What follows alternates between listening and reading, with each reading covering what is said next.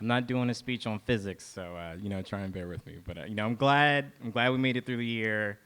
It's sad to see it come to a close, but it's a new beginning to something different in our lives. And the biggest question I ask myself is why Project Change. And going a couple years back, in 2008, 2009, my parents, they transitioned from Montgomery County, which I grew up in Silver Spring. They transitioned from Montgomery County to Prince George's County. And once that happened, it's sort of tough to digest. As a teenager, think about losing all your high school friends and, which was fine. It was okay. But the reality came in that I would become a commuter. I learned what it meant to be in rush hour traffic, and that was okay.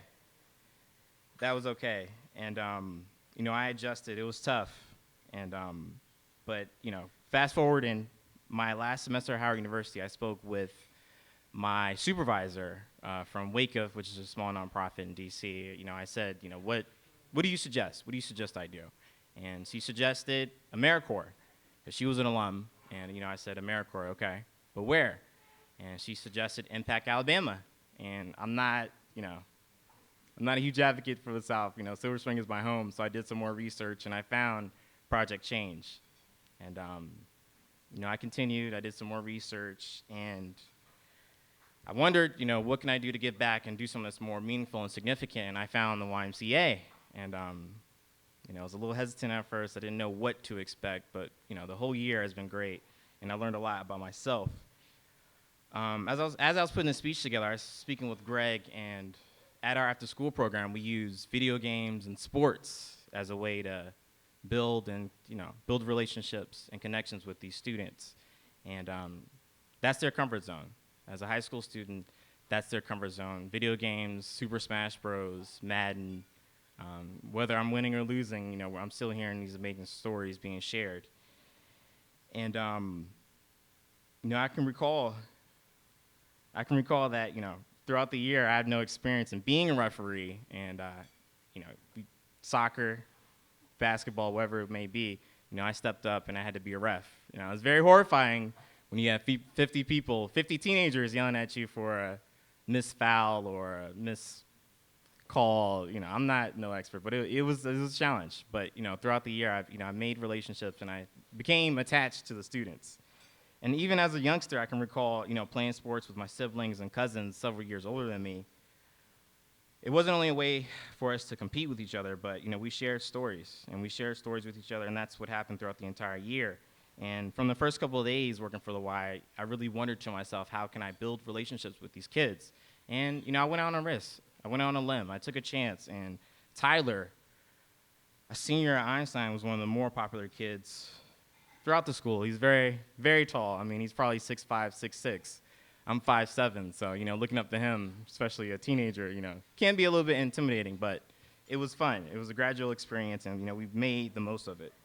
And occasionally he'd come to our after-school program. He was in and out typically, and if he were to come by, he'd drop by to play basketball. And throughout the year, I had several conversations with him about his life plans, his goals for his future, and he told me that I plan on going to Texas A&M to become an Aggie, study engineering, and to be on the marching band. And with that said, he wasn't always the easiest person to deal with. At 6'5", he had a lot of personality. Everyone in the school even looked up to him, and we had our occasional clashes. But from time to time, I had to remind him of his greatness, and he wasn't necessarily classified as a troublemaker. He just needed someone to prove to him that they cared enough to say something. And I challenged him as a leader, and as the year was coming to a close, I put him on the spot, in front of several of his friends towards the end of the year, and I told him, I expect more. I expect more out of him as a person, as a student, and as a leader. And, I can recall what I told him. I just said, you are a leader. Leaders are better than this. And as I was saying all this, at 5'7", most of his friends on the bus, as I was transporting kids, are a lot taller than me, so, everyone's looking down on me. So it was a little intimidating. My voice got a little squeaky, a little high-pitched. But after that, he walked off the bus. He didn't have much to say.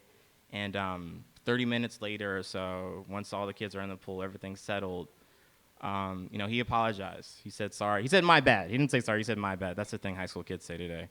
And he gave me a fist bump and said I have ADHD, and he walked off.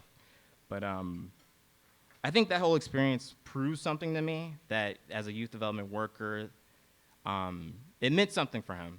It meant something for him, for someone to say something, for someone to challenge him, and for someone to prove to him that I care.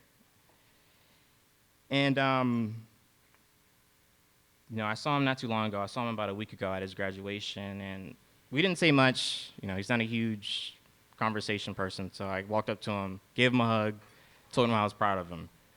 And granted, it was an achievement in itself, and I guess to close out the year, I'd like to thank Project Change. It's been a bumpy ride. It's had its challenges, but what story doesn't? It was fun, and I'm definitely going to miss our Friday morning meetings, the trainings, the amazing stories shared amongst my colleagues, and the free food, of course.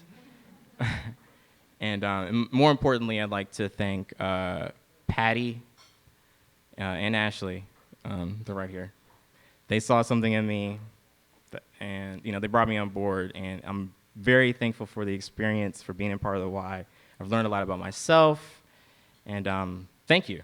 And Judy, of course, founder of Project Change, and Paul Costello, he's in the back room over there. I'd like to be like you when I grow up, so. And thank you.